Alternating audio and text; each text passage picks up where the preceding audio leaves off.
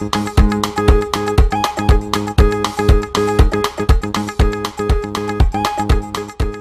वालेकुम नाज़रीन, डायलॉग सां गॾु आऊं मेज़बान मुश्ताक राजपुर।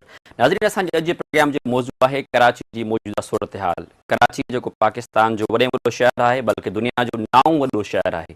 उन शहर में गुज़िरियल 20 सालनि खां तमामु घणो वायलेंस, तशद्दुद, पॉलिटिकली टारगेटेड किलिंग्स, तमामु वॾा सियासतदान ऐं बल्कि समाजी अॻुवान हिन शहर में रात जो ॾींहं ॾिठे मारिया विया आहिनि।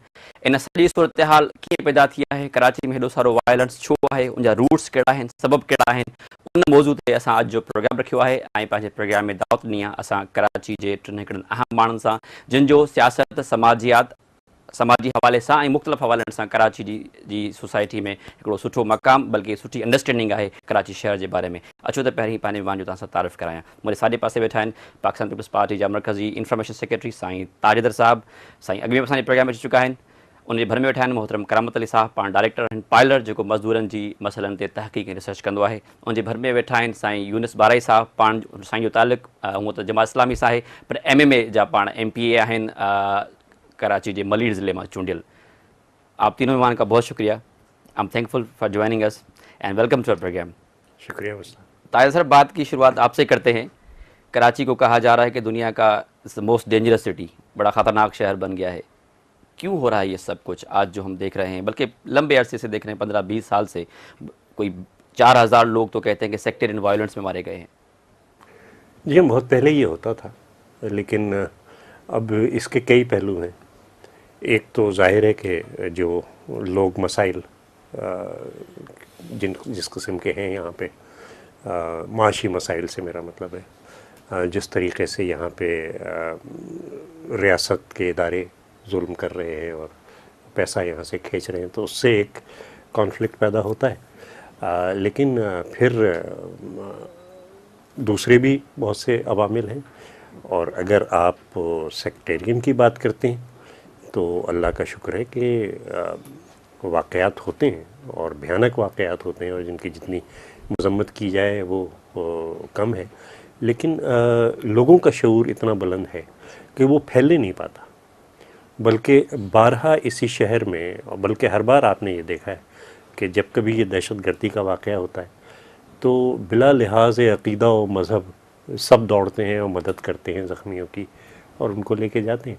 तो ये जो अवाम का शऊर है, ये ख़ुद एक बहुत बड़ी ताकत है इस किस्म की वायलेंस के ख़िलाफ़।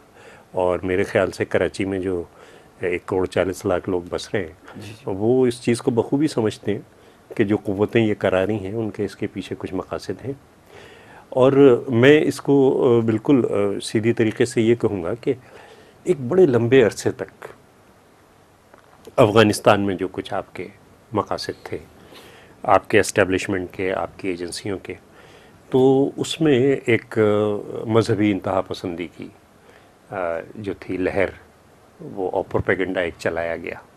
यानी बजाय इसके कि रवादारी हो, एक मजहबी इंतहा पसंदी जो थी वो लाई गई, और ये अकायद की सतह पे लाई गई, क्योंकि ज़ाहिर इक़्तिदार की जंग थी जी। उस इक़्तिदार की जंग में दूसरी तरफ जो थे वो भी मुसलमान थे, तो उस इक़्तिदार की जंग को अकायद की जंग जो था वो बनाया गया, और एक इंडोक्ट्रिनेशन लंबे अरसे तक लोगों की होती रही। अब इन्होंने बिल्कुल ही अबाउट टर्न लिया और कहने लगे नहीं जनाब, अब हम लिबरल हो गए, अब हम ये हो गए, अब हम ये हो गए। तो जिनकी छतरी के तहत ये तमाम चीज़ें हो रही थी, जब उन्होंने उनके हुक्म पे, जिनकी छतरी में वो हुकूमत कर रहे हैं, अबाउट टर्न लिया, तो जाहिर है कि जिन बेचारों को आप, जिनके अकायद से आप खेल रहे थे और जिनको आप उल्टी सीधी बातें समझा रहे थे, वो तो मायूसी एक महसूस करेंगे। और उसके अंदर से एक बहुत भारी एक तादाद निकलेगी उन लोगों की कि जो उसी अक़ीदे पे फर्म होंगे कि जो आप उन्हें पढ़ाते रहे। फिर कोई भी उन्हें इस्तेमाल कर सकता है, एजेंसियां ख़ुद उन्हें इस्तेमाल कर सकती हैं। और ये जो अभी वाक़या हुआ है, इसमें मैं समझता हूँ कि भरपूर हाथ कि जिन लोगों ने इमाम बारगाह पे हमला कराया, मुझे लगता है कि उन्हीं लोगों ने KFC पे हमला कराया और लोगों को जलाया, उन्हीं लोगों ने।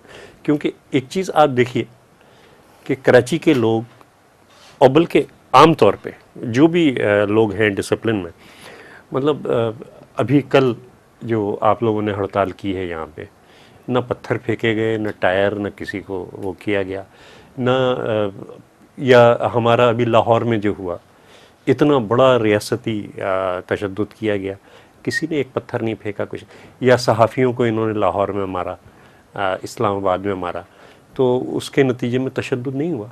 तो ये, या अभी ह्यूमन राइट्स का जो बदतमीज़ियाँ की गई वहाँ पे मोहतरमा आसमा जहांगीर के साथ, ये अवाम का शऊर है, ये बहुत बढ़ा हुआ शऊर है, और वो जानते हैं कि हम एक पुरअमन जद्दोजहद के साथ जो सही मौक़िफ़ है उसको हम आगे ले जाएंगे और हम इसमें कामयाब होंगे। जहाँ भी तशद्दुद के वाक़यात आपको नज़र आ रहे हैं, उसमें आप 100% इस बात का यकीन रखें कि उसमें कोई ऐसे हाथ हैं पीछे जो आवाम को लड़ाना चाहते हैं। एक अदम तहफ़्फ़ुज़ की, माशी अदम तहफ़्फ़ुज़ मुल्क के अंदर बहुत बड़े पैमाने पे है, जान का अदम तहफ़्फ़ुज़, इसलिए कि जिस वक्त अदम तहफ़्फ़ुज़ पैदा होता है तो एक तो सोसाइटी फ्रेगमेंट होने लगती है, हर एक अपने अपनों के साथ जाता है। दूसरे ये कि फिर जो सियासी हुकूक़ हैं, जो माशी हुकूक़ हैं, उनके लिए आदमी बात नहीं करता, तभी मेरी जान बच गई, मैं घर में बैठा हुआ, या मुझे इस वक्त का खाना मिल गया है, अब मैं आगे की बात वो जो है वो नहीं करता। यानी ये कि पहले भूखा मारो, पहले इनकी जान का ख़तरा इनको दिलाओ, उसके बाद पूछो अच्छा भाई क्या चाहते हो, और उसके बाद थोड़ा बहुत इनको वो कर दो। ये तरीक़ा हर जालिम हुकूमत का होता है। मैं आपकी तरफ आता हूँ, यही बात मैं करामत अली साहब से पूछना चाहूँगा। सर, आप किस तरह देखते हैं आज की कराची को, जो सूरत हाल हमारे सामने लंबे अरसे से नज़र आ रही है? देखें, कराची जो है ये कोई हवा में नहीं है, ये पाकिस्तान में है, और अक्सर लोग इसको मिनी पाकिस्तान भी कहते हैं क्योंकि यहाँ पाकिस्तान के हर इलाके के लोग रहते हैं। तो ये पाकिस्तान की सूरत हाल का रिफ्लेक्शन है। पाकिस्तान में तशद्दुद को रियासती सतह पर जायज़ समझा जाता है क्योंकि रियासत अपने अवाम के ख़िलाफ़ तशद्दुद करती है। यहाँ की पॉलिटिक्स में तशद्दुद को जायज़ समझा जाता है। तमाम बड़ी पार्टियाँ अक्सर तशद्दुद आमेज़ ज़बान इस्तेमाल करती हैं और तशद्दुद आमेज़ कार्रवाइयों को जायज़ समझती हैं। तो जिस माशरे में तशद्दुद को लेजिटिमेट समझा जाएगा, वहाँ आपको यही एक्सपेक्ट करना चाहिए कि तशद्दुद होगा। जब तक माशरे के अंदर जमहूरी इक़्तिदार नहीं होंगी, इंसाफ नहीं होगा, ख़ास तौर पे जो महरूम तबकात होते हैं उनके हुकूक को नहीं माना जाएगा, तो तशद्दुद किसी न किसी शक्ल में और सबसे भयानक शक्लों में ज़ाहिर होगा। अभी आपने देखा, और इसकी जब तक हम बग़ैर इस किसी तख़सीस के मज़म्मत नहीं करेंगे, मेरे भाई ने तशद्दुद किया या इनके भाई ने किया, उन दोनों को जब तक हम कंडेम नहीं करेंगे और तशद्दुद की किसी भी शक्ल को हम अपने लिए जायज़ करार देंगे, तो तशद्दुद ख़त्म नहीं होगा। आपको याद है, यहाँ एक पिछले दिनों कुछ लोगों ने एक फतवा जारी किया कि सुइसाइड बॉम्बिंग जो है ये इस्लाम के ख़िलाफ़ है। उसके ख़िलाफ़ बहुत से जो है वो जय्यद लोगों के बयानात आए कि ये फतवा गलत है, और उन्होंने सुइसाइड बॉम्बिंग को जायज़ करार देने की कोशिश की, तो आपको सुइसाइड बॉम्बिंग ही मिलेगी। दूसरी बात ये है कि इस मुल्क में जो सियासत है वो जमहूरी नहीं है। आप ये देखिए, हड़ताल की जहाँ तक बात है, कोई आदमी काम कर रहा है, हड़ताल एक पुरअमन एहतजाज की शक्ल में जो है वो सामने आई कि मज़दूर हैं, अगर वो उनको जायज़ जो है वो मुआवजा नहीं मिल रहा है तो वो हड़ताल पे जाएं। इस मुल्क में मज़दूरों के हड़ताल करने पर पाबंदी है, और कोई भी हड़ताल की कॉल दे दे उसको कोई पूछने वाला नहीं है। और आप ये भी जहन में रखें, 80% लोग इस मुल्क में डेली वेजेस के ज़रिए अपनी रोज़ी कमाते हैं। ये जो लोग हड़तालों की कॉल दे के जो कोई प्रोडक्टिव काम नहीं कर रहे हैं, चले जाते हैं, उनको कोई पूछने वाला नहीं है। उसके नतायज उन्हीं गरीब लोगों को भुगतने पड़ते हैं। तो जब तक माशरे के अंदर तशद्दुद के ख़िलाफ़, चाहे वो रियासती हो, वो सियासी जमातों की तरफ से हो, वो कोई एथनिक गिरोह की तरफ से हो, किसी की तरफ से हो, जब तक उसके ख़िलाफ़ आप जहन नहीं बनाएंगे, और उसके लिए जहन बनाने का तरीका जो है वो ये है कि हमारे पास उसके रिसोर्सेज मौजूद हैं। आप यहाँ पर देखें, टेलीविज़न पर डॉक्टर इसरार अहमद साहब तकरीरें कर रहे हैं और उनकी तकरीरें 90% मुतशद्दिद होती हैं। शाह लतीफ़ का कलाम जो है वो टीवी पर कोई नहीं सुन रहा है, वो उसके लिए आपको इनफरादी कोशिश करनी पड़ती। रियासत में जो लोग इक़्तिदार में होते हैं वो पुरतशद्दुद ज़बान इस्तेमाल करते हैं, और जब उनके बस में हो तो तशद्दुद इस्तेमाल करते हैं। अभी मैं आपको मिसाल दूँ, जी जी, हमारे दोस्त मोहम्मद अली शाह फिशर फोक फोरम के पुरअमन एहतजाज कर रहे थे कि जो पानी है उसमें से मछली पकड़ना मछेरों का हक है। अल्लाह ताला ने पानी पैदा किया, अल्लाह ताला ने मछली पैदा की, अल्लाह ताला ने मछेरे पैदा किए। आप ना कोई उसमें कोई टेक्निकल चीज़ डाल रहे हैं, ना आपकी कोई इन्वेस्टमेंट है, उन गरीबों को आप मछली पकड़ने दें। वो ये कह रहे हैं हम लाइसेंस फीस दे देंगे। सिंध के वजीर आला साहब ने कहा अब तो सैयद हैं, आप कैसे मलाहों की बात करते हैं? हाँ, वो ताकत रखते हैं।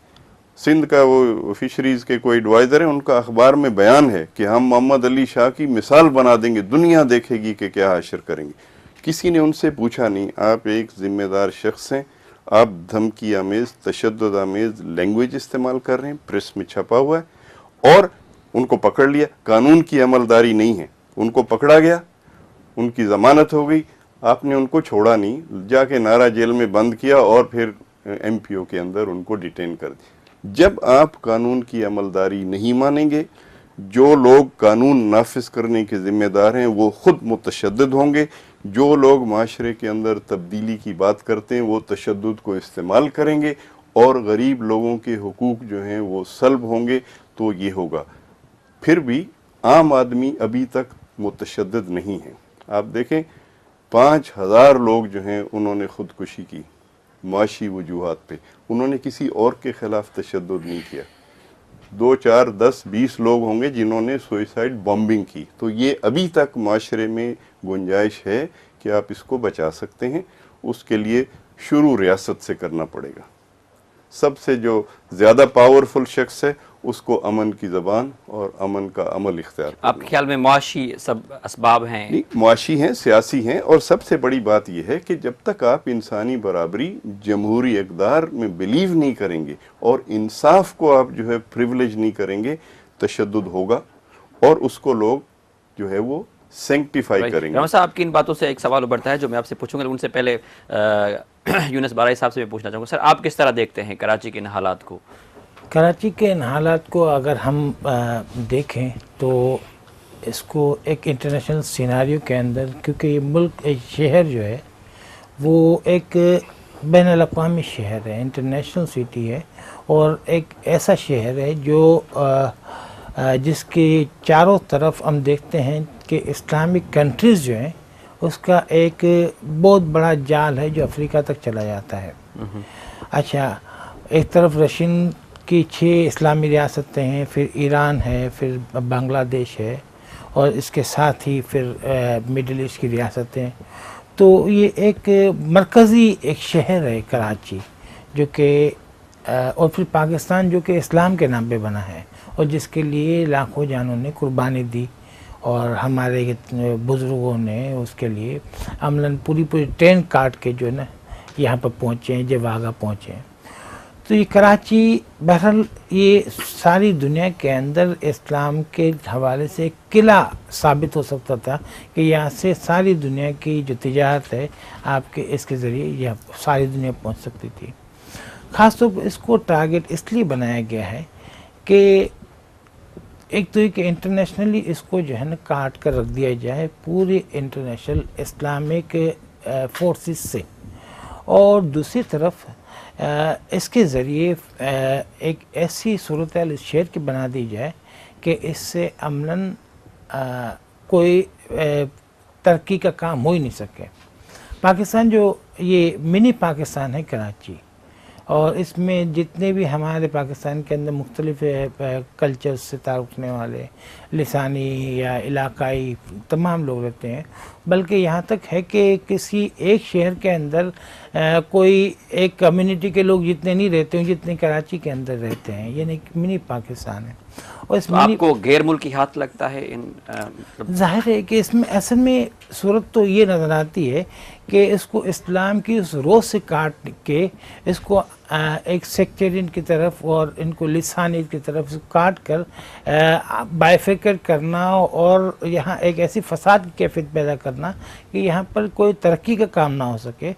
कराची जो कि पाकिस्तान का एक कहते वो माशी लिहाज से शहर है, 70% रेवेन्यू देने वाला है। लेकिन इसी क्या कहते हैं सिलसिले की वजह से आज ये सूरत हाल है कि यहाँ पर इंडस्ट्रीज बाहर जा रही हैं, लोगों को यहाँ एक अमन की सूरत नहीं मिल रही।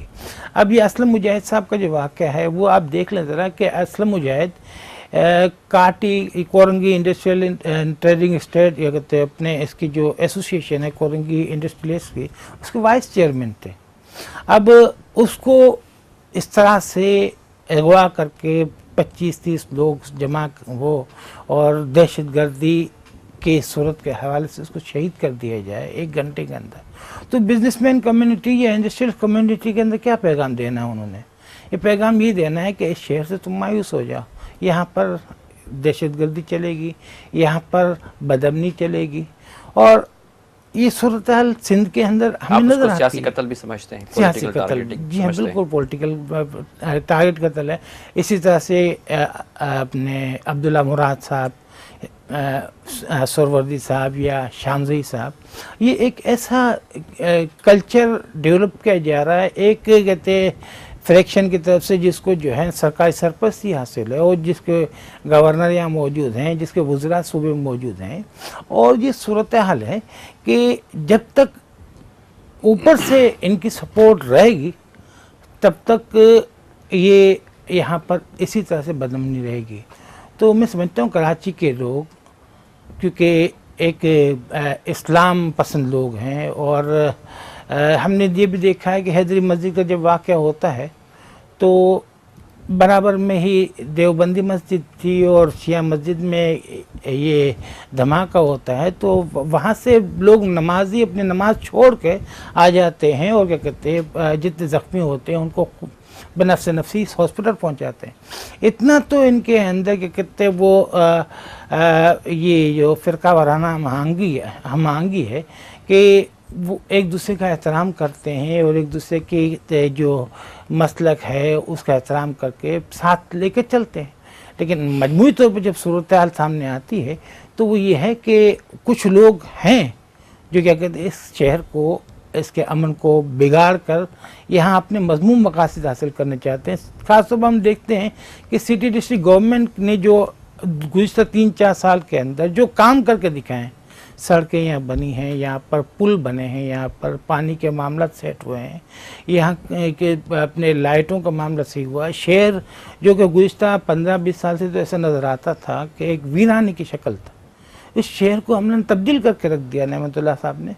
और इस शहर को जब इतनी इसकी तरक्की की चीज़ें सामने आ रही हैं, हम भी हैरान हैं कि जो कराची के मुंतखब लोग हैं जो हुकूमत सिंध में बैठे हुए, वही कराची से अमलन अभी दुश्मनी कर रहे हैं और वही इसकी तरक्की के अंदर सबसे ज़्यादा रुकावट डाल रहे हैं, बजाय इसके कि वो सिटी डिस्ट्रिक्ट गवर्नमेंट के साथ ताउन करते, उनको फंड्स उनको रिलीज़ करते, उनके लिए फैसिलिटीज़ फराहम करते।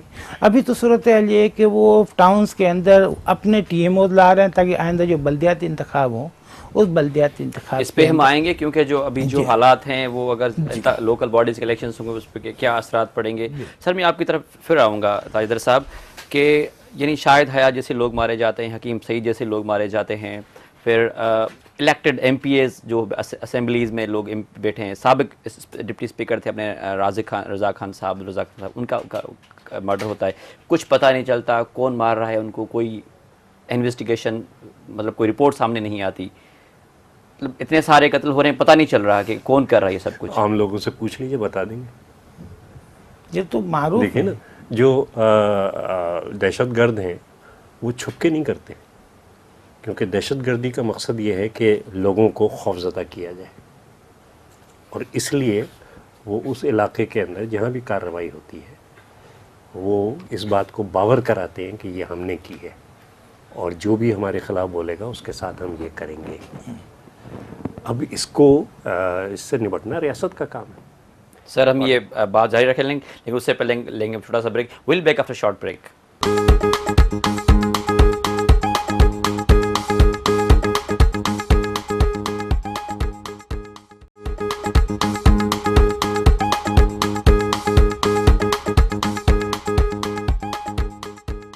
वेलकम बैक नाजरीन। काबा साहब, मैं आपसे पूछना चाहूँगा, आपने कहा कि कराची भी पाकिस्तान का हिस्सा है, ये तो हकीकत है, सिंध का हिस्सा है, पाकिस्तान का हिस्सा है, लेकिन जितना तशद्दुद, इंटेंसिटी देखें, क्वांटिटी वाइज हर हवाले से देखें, और एक मतलब वो आपको पाकिस्तान के और शहरों में, मुल्तान है, फैसलाबाद है, हम ये नहीं करें वहाँ होना चाहिए, अल्लाह ना करे वहाँ हो जाए, कोयटा है, और शहर जो हैं, सिर्फ कराची ही क्यों?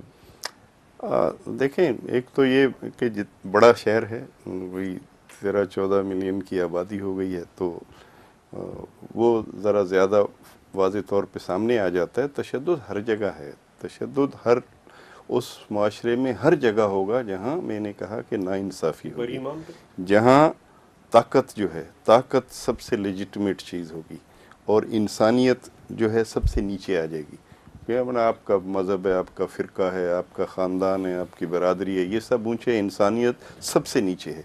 इंसानी ज़िंदगी की वैल्यू नहीं है, सिर्फ आपकी अपनी ज़िंदगी की वैल्यू है और आपके आसपास के इंसानों की वैल्यू है और किसी की नहीं है। इसलिए कोई, मैंने कहा 5000 लोग खुदकुशी करके मर गए, कितने एहतजाज किए, ये फिगर आप 2004 का दे रहे हैं? जी हाँ, ये तो हर साल अब आप लोग इसको मीडिया ला रहा है सामने। 5000 लोग पिछले साल खुदकुशी की, कौन सी सियासी जमात ने उनके लिए एहतजाज किया? नहीं किया, क्योंकि वो गरीब लोग थे, आम लोग थे। तो हमारे पैमाने बदलने की ज़रूरत है, हमें इंसानियत को बुनियादी पैमाना बनाना पड़ेगा और तशद्दुद जो है ये इंसानी इक़दार के ख़िलाफ़ बात है। तमाम बड़ी जो पार्टियां हैं उनके जो है मुसल्ला विंग है, कोई पार्टी ये नहीं कह सकती कि उसने मुसल्ला विंग नहीं बनाया। मेरी गुजारिश सुन ले, नहीं इस पे हम बात कर लेंगे, मैं मतलब आपकी जमात भी वही करती है जी, मैं गुजारिश करूँ, क्योंकि मैं ना आपकी जमात से ना आपसे मुझे कोई ना वो है कोई किसी किस्म की जो है वो तासुब है। मैं ये कह रहा हूँ कि हकीकत को मान लेना चाहिए। मैं भी कराची यूनिवर्सिटी में पढ़ता था, आपकी जमात ने मुसल्ला करना शुरू किया, इस्लामी जमीयत तलबा, ठीक, हम उसका निशाना बने हैं।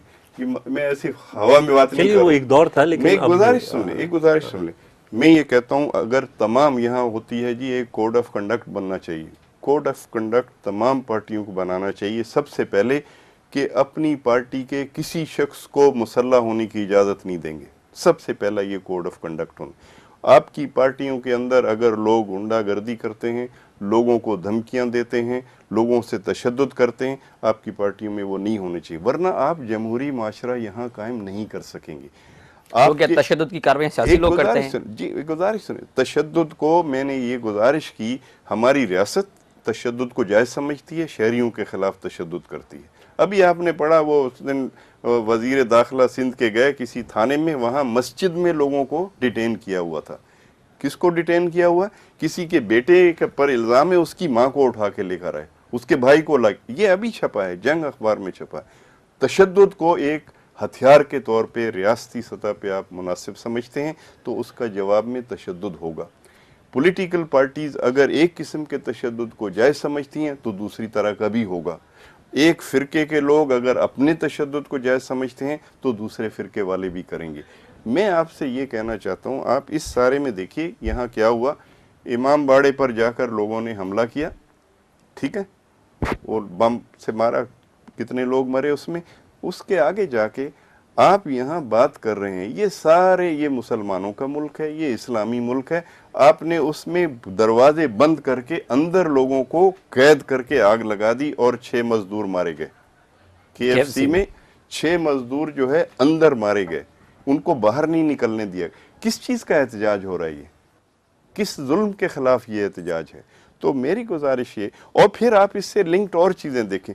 किसी ने ये पूछा KFC के मालिकान से कि 3 दफ़ा आप पे अटैक हो चुका, आपने क्या अपने लोगों की इंश्योरेंस कराई थी? हाई रिस्क बिजनेस में आप हैं, आपने अपने उस इदारे के अंदर कोई सेफ एग्जिट के रास्ते बनाए थे कि अगर 3 दफ़ा हमला हो चुका हो, जल चुकी हो जगह, वहाँ जो लोग काम करते हैं उनकी सेफ्टी सबसे पहले आनी चाहिए।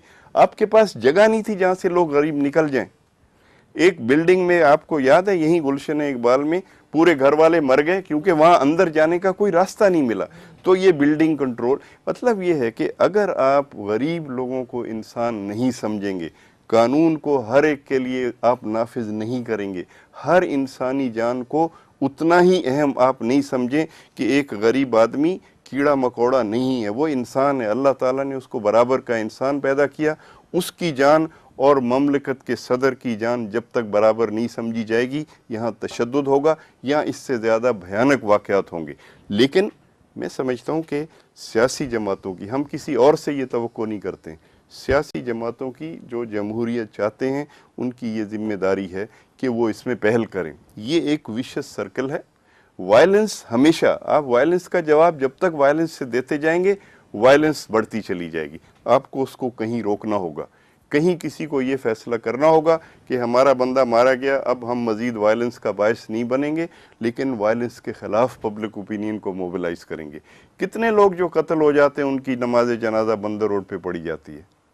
किसी जगह आपको रुकना पड़ेगा और वायलेंस के ख़िलाफ़ स्टैंड लेना पड़ेगा, पब्लिक ओपिनियन को मोबिलाइज़ करना पड़ेगा और हुकूमत को मजबूर करना पड़ेगा कि वो वायलेंस के जो परपिट्रेट करने वाले हैं उनके खिलाफ सख्त एक्शन ले।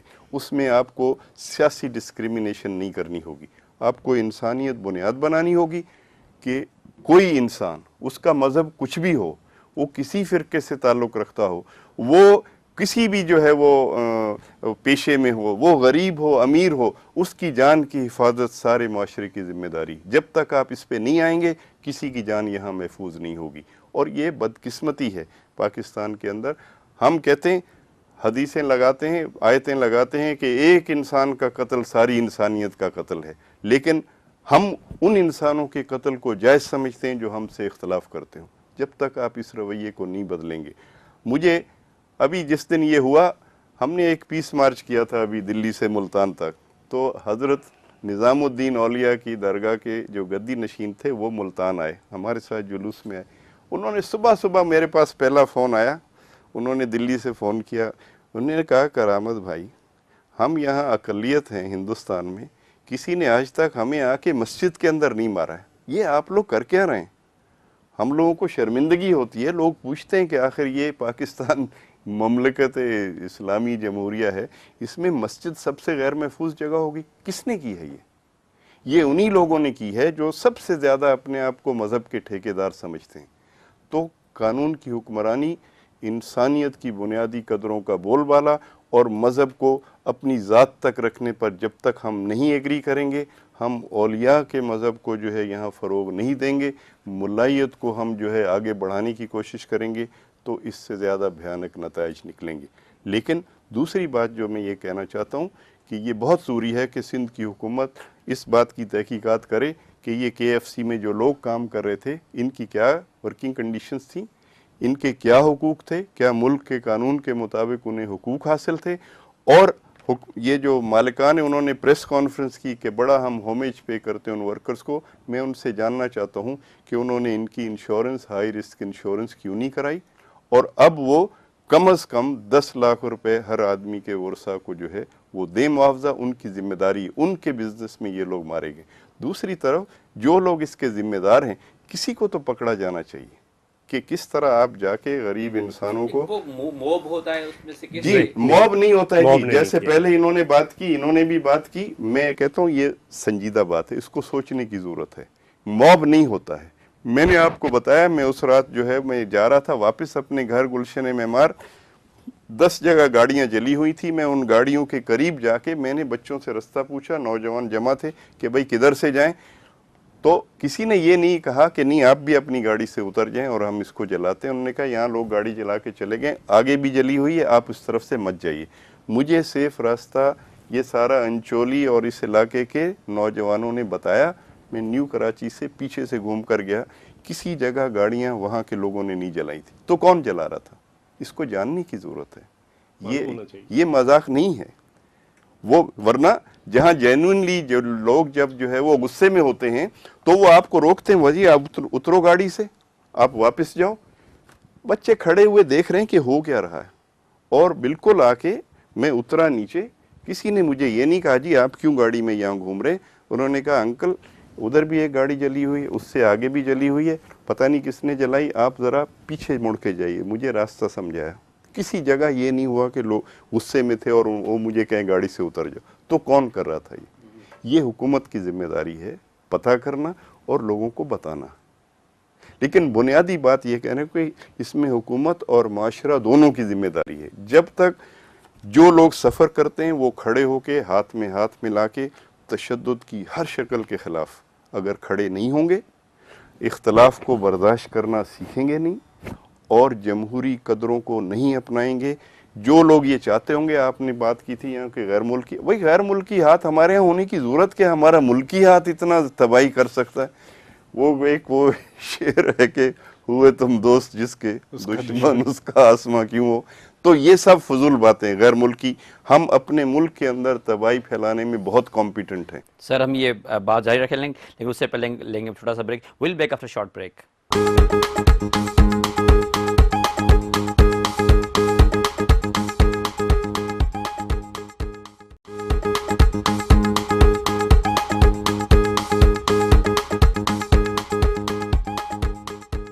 वेलकम बैक नाज़रीन।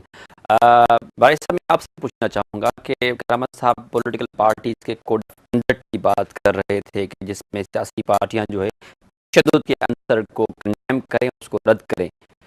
आप समझते हैं कि कराची में जो हम 3-4 पॉलिटिकल पार्टीज़ हैं उनके दरमियान कोई ऐसी राइवलरी है जिसकी वजह से ये तशद्दुद होता है? मजलिस अमल तो हमेशा अमन की बात करती रही है और मैं समझता हूँ जितनी पार्टीज हैं जो कराची के अंदर प्रिवेल करती हैं, मुस्लिम लीग नून है, पीपल्स पार्टी है, इनके साथ हमारी अंडरस्टैंडिंग है और हम समझते हैं कि ये अंडरस्टैंडिंग इस शहर के लिए बहुत ज़रूरी है, इस शहर के अमन के हवाले से। लेकिन हम ये देखते हैं कि यहाँ एक ऐसे टेररिस्ट और दहशतगर्द और भत्ताखोर ग्रुप की सूरत में जब इस सूबे के अंदर हुक्मरान वही अगर तशद्दुद को और वही दहशतगर्दी को अगर वो इसको तरवीज देते हों और वही क्या कहते हैं इस शहर को यरगमाल बनाने के लिए एक ऐसी फिजा पैदा कर देना चाहता हो कि आम आदमी अनरेस्ट महसूस करे और एक खौफ और हरास में अपने आप को पाए, तो मैं समझता हूँ कि दीगर पार्टियाँ उसके मुकाबले में अल्हम्दुलिल्लाह कराची के अंदर हम देखते हैं कि सब यकजा हैं इस हवाले से कि इस शहर को अमन देने के लिए सब मिलकर हम कोशिश करेंगे और जो भी तशद्दुद हो रहा है उसका मुकाबला अमन के साथ करेंगे। ये है पॉलिसी हमारी। ताहिर साहब, सियासत के हवाले से तो काफ़ी बात हो रही है, कराची के हवाले से एक और भी पहलू भी जिस पे बात होती है वो कोई जो लैंड माफिया हैं, फिर कुछ लियारी के हवाले से क्राइम, क्रिमिनल्स, अंडरवर्ल्ड की बातें होती हैं। तो कराची इसके एक तो पॉलिटिकल एस्पेक्ट है, वो जो वायलेंस होता है, उसके अलावा भी मतलब जो क्रिमिनल एक्ट्स हैं वो भी बहुत होते हैं। हाँ, तो अब क्राइम तो है हर जगह और उसमें आपको एक लॉन्ग टर्म एक स्ट्रेटजी बनानी है और वो यही कि इनको कैसे वापस लिया जाए, जो लाया जाए माशरे के अंदर, और ये कि एक जो सप्लाई लाइन है बेरोज़गार नौजवानों की, नाउम्मीद नौजवानों की, जो कि क्राइम वर्ल्ड की तरफ जाती है, उसको कैसे रोका जाए। तो ये एक काफ़ी जहतें हैं इस सवाल की और हर महज़ब माशरे में, यानी ये बात नहीं है कि दूसरी जगह जराइम नहीं होते, लेकिन वहाँ बाकायदा एक कोशिश की जाती है इस बात की कि इसमें कमी लाई जाए और मेरे ख़्याल से यही कराची में लाई जाए। लेकिन जो बात है सियासी जमातों की, तो उसमें मैं ये कहूँगा कि हाँ, ज़िया दौर के अंदर मुख्तलिफ़ जमातों के अंदर दाखिल कराए गए लोग, हमारी जमात के अंदर भी दाखिल कराए गए, लेकिन 85-86 में कम से कम हमारी जमात ने पूरा एक फ़ैसला किया कि हमारा इन लोगों से वास्ता नहीं है जो तशद्दुद की सियासत करते हैं। और आपने ख़ुद देखा 2001 के अंदर मैं कराची का इलेक्शन लड़ रहा था नेमतुल्लाह खान साहब के ख़िलाफ़ और बड़ी शदीद इंतखाबी मुहिम चली और मेरे और नेमतुल्लाह साहब के और मेरी जमात के और उनकी जमात के बड़े शदीद सियासी और नज़रियाती इख्तिलाफ़ात हैं। लेकिन मैं सवाल करता हूँ कि क्या इतनी महज़ब इंतखाबी मुहिम कभी इस शहर के अंदर हुई कि किस तरीके से हम उनके कैंपों पे जाते थे और वो हमारे कैंपों पे आते थे, और किस तरीके से जिस वक्त इंतखाबात के रिज़ल्ट का अनाउंस भी नहीं हुआ था, और लेकिन ये कि मेरी अपनी सोर्सेस से रिज़ल्ट आ चुका था, मैंने फ़ोन उठा के नेमतुल्लाह साहब को मुबारकबाद दी जीतने पे। वो जिस वक्त खड़े हुए अपने लोगों को ख़िताब करने, तो उन्होंने बात यहाँ से शुरू की कि अभी 10 मिनट पहले ताजदर साहब ने मुझे टेलीफोन किया है, मुबारकबाद दी है और मेरा शुक्रिया अदा किया। तो ये एक महज़ब तरीक़ा होता है सियासत करने का जो कि आ रहा है और जिसको कि हमें तरवीज देनी चाहिए। और इस तमाम चीज़ों के जैसे कि करामत से मैं ये इख्तिलाफ़ बिल्कुल करता हूँ और मैं साफ कहता हूँ कि हमारे कोई 300 के करीब लोग इस शहर के अंदर पीपल्स पार्टी के में, और खुदा का शुक्र है उनमें से हर एक निहत्ता था, किसी के हाथ में हथियार नहीं था। लेकिन इस बात से मैं 100% लोग पीपल्स पार्टी के मारे गए हैं, पार्टी के मारे गए इसी तरह मतलब और अभी मतलब बेशुमार लोगों को मुनव्वर सोहरवर्दी को कत्ल किया गया या अब्दुल्ला मुराद को कत्ल किया गया, ये तमाम चीज़ें की गई। तो ये लेकिन खुदा का शुक्र है कि हम लोग गैर मुसल्लह थे, निहत्ते थे और हम ऐसे ही रहना चाहते हैं। हम तशद्दुद का जवाब तशद्दुद से नहीं देना चाहते। और यहाँ मैं मुत्तफ़िक़ हूँ कि हाँ, हम सबको मिल के तशद्दुद की और तशद्दुद के रुझानात की मज़म्मत करनी है।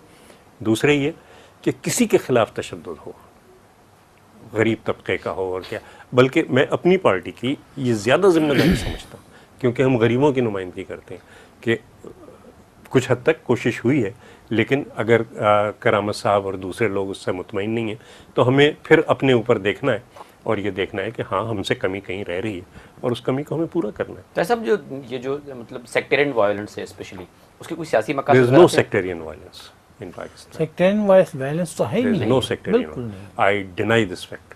क्योंकि बात यह है, यानी जब शियाओं को कत्ल किया जाता है, नहीं, साने बरी इमाम हुआ जी, चीफ मिनिस्टर सिंध ने कहा हाई अलर्ट है, उस हाई अलर्ट के अंदर ये सानिया हो जाता है मदीनतुल इल्म का, उस हाई अलर्ट के अंदर असलम मुजाहिद साहब का सानिया हो जाता है। और कौन सा सेक्टेरियन वायलेंस हुआ, किसने किसको मारा, किसने किसको कत्ल किया, और ये हुई थी 20 बरस पहले, लड़ी हुई थी एक इस किस्म की लिसानी फसादात भी हुए थे यहाँ पे। लेकिन अब जो हमारा शऊर है वो उस सतह पे पहुँच चुका है आम इंसान का कि वो अब ना मज़हब के नाम पे लड़ते हैं, ना अक़ीदे के नाम पे लड़ते हैं, ना ज़बान के नाम पे लड़ते हैं, और ये जानते हैं कि हाँ, ये कुछ क़ुव्वतें हैं जो आपस में लड़ा रही हैं। और मैं बिल्कुल नाउम्मीद नहीं हूँ और मैं करामत साहब को बिल्कुल ये यकीन दिलाना चाहता हूँ, अपनी जमात की तरफ से नहीं बल्कि पाकिस्तान के आम शहरियों की तरफ से। आप कराची में कह रहे हैं इतनी नाउम्मीदी की बात, क्या यही वो शहर नहीं है जहाँ अब्दुल सत्तार एदी और अख्तर हमीद खान आए? तो ये जो है, और बल्कि मैं अख्तर हमीद चाचा का वो एक आर्टिकल है द रिबर्थ ऑफ आइडियलिज्म, वो एक 85 साल का शख्स वो कह रहा है रिबर्थ ऑफ आइडियलिज्म, कि फिर से आइडियलिज्म जो है वो उठ रही है। और मैं देखता हूँ नौजवान अपने बच्चे बच्चियाँ किस तरीके से समाजी खिदमत के लिए निकले हुए हैं, किस तरीके से सही को सही और गलत को गलत कह रहे हैं, और बच्चियाँ ख़ास तौर से जो इस शहर के अंदर काम कर रही हैं, बहुत काबिल कदर है। मेरे बाबा साहब अपनी वफ़ात से चंद रोज़ पहले मुझे कहने लगे कि बहुत रोशन मुस्तक़बिल है तुम्हारा। मैंने कहा सही कैसे, आप तो बड़ी सोच समझ के बात कह लें। दो बातें हुई हैं, एक तो ये कि सियासी जद्दोजहद के अंदर जो जमहूरी जद्दोजहद है, अवाम का शऊर ऊपर आया है और अब उन्हें ये पता हो गया है, पूरे तौर पे वो बाशऊर है, उन्हें अंदाज़ा है कि 50 साल से उनके साथ क्या खेल खेला जा रहा है। ये शऊर इस बात की ज़मानत है कि वो अपने लिए रास्ते तलाश करेंगे। दूसरी बात जो उन्होंने कही, उन्होंने कहा तुम्हारी कौम की बच्चियाँ बाहर आ गई हैं अपना मुस्तक़बिल हाथ में लेने के लिए, और जिस कौम की बच्चियाँ बाहर निकल आएँ अपना मुस्तक़बिल हाथ में लेने के लिए, उस कौम को आगे बढ़ने से दुनिया की कोई ताकत नहीं रोक सकती। ये मेरा, अब मेरे बाल सफ़ेद हो रहे हैं, लेकिन मुझे पूरा ये यकीन है कि यही नंगे भूखे लोग, यही जिनके सर पे छत नहीं, ये इतना प्यारा मुल्क बनाएंगे, दुनिया देखेगी। करामत साहब, मैं आपकी तरफ रहूँगा। ताजदर साहब तो बहुत पुरुमीद हैं जो हालात हैं उसके हवाले से, फ्यूचर के हवाले से। आप जो हुकूमत के हवाले से बात करें, हमने देखा है कि जो भी हुक्मरान हो पाकिस्तान में, वो सिंध की हुकूमत में हो या फेडरल में हो, हर कोई तो कंडेम करता है कि जी इसको रद्द करते हैं, वायलेंस नहीं होना चाहिए, नहीं होना चाहिए। तो यानी क्या उनको रियलाइज़ कराना पड़ेगा? हम इस प्रोग्राम के ज़रिए तो नहीं करा सकते, या करा भी सकते हैं, मतलब क्या मीन्स हो सकते हैं कि ये चीज़ बावर कराई जाए उन लोगों को जो इक़्तिदार में बैठे हैं कि वो वायलेंस को मीनिंगफुली उसको सिर्फ कंडेम ना करें बल्कि अमलन कुछ करें, खुद ना करें ना। असल में बात वही है। ताज हैदर जो है ना, आपको पता नहीं हमारा रिश्ता जो, ये तो मेरे बड़े भाई हैं और इनके वालिद मेरे बाप के जैसे। बात सिर्फ ये है कि कुछ चीज़ें ऐसी होती हैं जिनको आपको अपनी मखसूस सियासी मफाद से ऊपर होकर सोचना है, क्योंकि इंसानों में सियासी जमातें बनती हैं, इंसान एक दूसरे से मुकाबला करते हैं, लेकिन उनको अपनी इंसानियत को ऊपर रखना होगा। ये बहुत बुनियादी बात है। तो हमारे यहाँ अनफॉर्चुनेटली ये हो गया है कि मैंने शुरू में भी कहा कि इंसानियत जो है वो सबसे यतीम चीज़ है हमारे मुल्क में। हम बड़े दावे करते हैं। ताज हैदर से मैं इस पर थोड़ा इख्तलाफ करता हूँ कि यहाँ सेक्टेरियन मसला नहीं है, बिल्कुल है। आप अगर अपनी मस्जिदों में लोगों को इसकी इजाज़त दें कि वो मुग़ल्लज़ात बकें एक फ़िरके वाले दूसरे के ख़िलाफ़, तो एक गुजारिश सुन लें जी, होता है। मैं आप कैसेट सुन लें जो लोगों ने बनाए हुए हैं, आपको उन हकायक से आंखें बंद नहीं करनी होगी। आपको मस्जिद को, एक गुजारिश सुन लें, मस्जिद को अल्लाह ताला का घर रहना चाहिए, ना ये शिया का घर होना चाहिए, ना सुन्नी का, और किसी मुल्ला का घर इसको नहीं होना चाहिए। मस्जिद तो है, अमन की जगह है, किसी को खदशा नहीं होना चाहिए कि वो मस्जिद में आए, तो वो महफूज समझे। हम जब तालिब इल्म थे, कहीं पुलिस लाठी चार्ज करती थी, हम मस्जिद में चले जाते थे। आज आप उस गली से थोड़ा दूर जाते हैं जिसमें मस्जिद हो या इमाम बाड़ा हो, तो ये हमने खुद किया है, इसको हमें मान लेना चाहिए। आप इत्तेफाक नहीं? मैं मेरी गुजारिश सुन लें, एक मंसूबे के तहत ही हो रहा है कि मसाजिद के अंदर किसी का मंसूबा नहीं, ऐसा क्या कहते हैं वो दहशतगर्दी के जरिए एक एटमॉस्फेयर पैदा किया जाए कि लोग मसाजिद में ना जाएं। मैं अपनी बात खत्म कर लूं। जहन है जो मैं ये कह रहा हूं कि इसकी जड़ कहाँ है। इसकी जड़ जो है वो दो जगहों पर है। एक तो रियासत की बात है कि जब हुक्मरान और रियासत तशद्दुद को जायज़ समझेगी, जंगजुई को अपना मकसद आला बना लेगी, और लोगों की जो यहाँ मिजरीज़ हैं उनका ताल्लुक हमारी रियासत की जंगजुई से है, तो जंगजुई को जब आप प्रिविलेज करेंगे तो फिर तशद्दुद को, क्योंकि जंगजुई तशद्दुद होता है, चाहे अपने शहरियों के ख़िलाफ़ हो या दूसरे मुल्क के शहरियों के ख़िलाफ़ हो, इंसानों के ख़िलाफ़। जंग के जब तक आप ख़िलाफ़ नहीं होंगे, जब तक आप जो है हथियारों को जो है वो इंसानों पर फोकियत देते रहेंगे, तशद्दुद की बुनियादें कायम रहेंगी। दूसरी बात है मज़हब का सियासी इस्तेमाल। जब तक आप मज़हब का सियासी इस्तेमाल बंद नहीं करेंगे, आप तशद्दुद को फ़रोग़ देते रहेंगे। मज़हब जो है वो सियासत के लिए नहीं है, मज़हब इंसानों की रूहानी आज़ादी के लिए है। आप उसको वहीं तक रहने दें और सियासत लोगों के मसाइल पे करें, क्योंकि हम अपने फ़िरके के लोगों को क्यों अपने पीछे जमा करना चाहते हैं आसानी से, उससे हम सियासी फ़वाइद लेना चाहते हैं। उनको दूसरों के ख़िलाफ़ क्यों खड़ा करना चाहते हैं, या अपने लिसानी गिरोह को हम क्यों अपने पीछे खड़ा करते हैं नफ़रत की बुनियाद पे, कि उससे आसान पॉलिटिकल डिविडेंड्स मिलते हैं। जब तक आप इसको नहीं सोचेंगे, और ये जमहूरियत के ख़िलाफ़ हैं, ये एक ऐसे मुआशरे की बुनियादों के ख़िलाफ़ हैं जहाँ तमाम इंसान खौफ से आज़ाद हों। जैसे अल्लाह ताला ने सबको बराबर पैदा किया है, वो इस तरह बराबरी से मुराद ये नहीं कि हर एक की दौलत एक जैसी हो, हर एक की आमदनी एक जैसी नहीं, हर एक की मैं कह रहा हूँ वो नहीं हो सकती, छोड़ दें उसको, लेकिन हर एक की इंसानियत एक जैसी हो।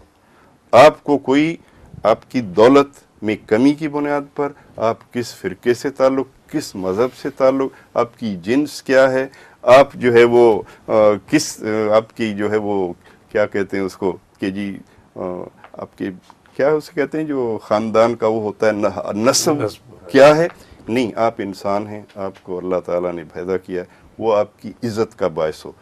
ज़िल्लत इस बात में है कि आप इंसानी कदरों की पामाली करें। बस ये उसूल जब तक आप नहीं बनाएंगे, और रियासत जो है वो लोगों की डिग्निटी को अपना बुनियादी फ़र्ज नहीं समझेगी। अभी हमारी रियासत लोगों को जलील करने को अपना बुनियादी मकसद समझती है। बुनियादी वजह भी उसको जब तक आप नहीं ख़त्म करेंगे, बुनियादी वजह भी यही है। मैं ये इस बात पे ख़त्म करना चाहूँगा अपनी बात कि हमारे यहाँ हम कहते हैं जी ये दीनी सियासी जमातें हैं, है ना। एक वो हैं जो दीनी नहीं है, दूसरी वो है जो दीनी सियासी जमातें। आप सियासी जमातें बनाइए, ना उनको दीनी होने की ज़रूरत है, ना उनको लादीनी होने की ज़रूरत है, उनको इशू बेस्ड होना चाहिए। पूरी दुनिया में सियासत होती है इश्यूज़ के ऊपर कि आप किस किस्म का पॉलिटिकल सिस्टम चाहते हैं, आप किस किस्म का सोशल सिक्योरिटी का सिस्टम चाहते हैं, आप तालीम में क्या करेंगे, आप इलाज लोगों को कैसे फराहम करेंगे, आप मुल्क में अमन व अमान कैसे रखेंगे। जब तक हम उस पर नहीं आएंगे तो ये इस रास्ते से हम हट नहीं पाएंगे। हम पाकिस्तान के कॉन्टेक्स्ट में जब सियासत को देखेंगे यकीनन ये एक नुक्ता नज़र है, और जो पाकिस्तान में और पार्टियां हैं उनका भी एक नुक्ता नज़र है। आप क्या समझते हैं जी, अपनी बात ज़रूर कीजिएगा। मैं आपसे ये जानना चाहूँगा, आप क्या वाकई समझते हैं कि पाकिस्तान के अंदर, स्पेशली कराची के अंदर, जो सेक्टेरियन वायलेंस है या सेक्टेरियनिज्म एग्जिस्ट करता है? मैं एक छोटी सी मिसाल देना चाहूँगा ताजा साहब आपके लिए भी, कि यानी कराची यूनिवर्सिटी में जब हम पढ़ते थे तो तब अगर एक लड़की को पता चल रहा है कि वो दोस्ती हो गई, पता चला कि लड़का शिया है, तो वो ऐसे मिसाल मिलेंगे आपको कि जी वो मतलब उससे दूर हो जाएगा, हटता हुआ जाएगा। क्या ये मैंने तो पहला इश्क सुन्नी लड़की आप समझते हैं कि इस किस्म के जो रुझान आते हैं हमारे माशरे में कराची के अंदर स्पेशली वो ज़्यादा फ़रोग हो रहे हैं? आप इस बात से इत्तफाक करेंगे?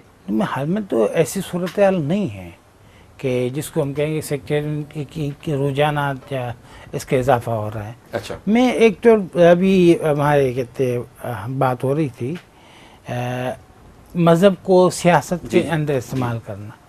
मैं समझता हूँ कि दीन तो या इस्लाम बुनियादी तौर पर एक सियासी निज़ाम है, समझ ना, वो डिस्कस ही पॉलिटिक्स को करता है।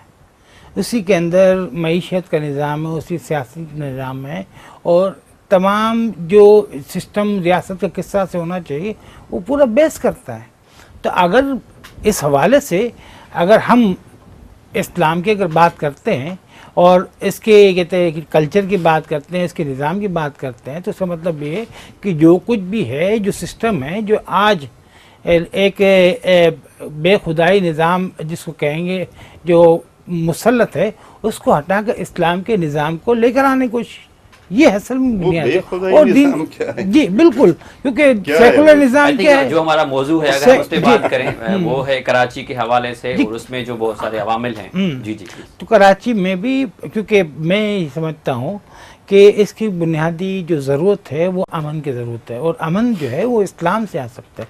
और दूसरा वो क़ुव्वतें जो आज इस शहर को एक बदअमनी के अंदर, एक अनारकी के अंदर डालना चाहती हैं, उनको चाहिए कि वो उन क़ुव्वतों को सरपरस्ती ना करें।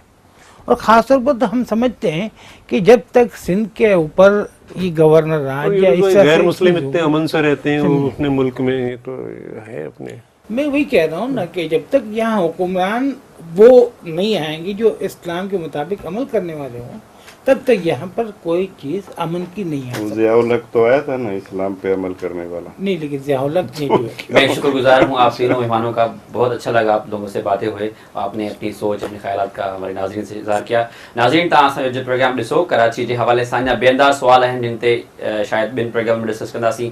तव्हांजी महिरबानी, वरी मिलंदासीं ॿिए हफ़्ते ते। इजाज़त, अल्लाह भाई।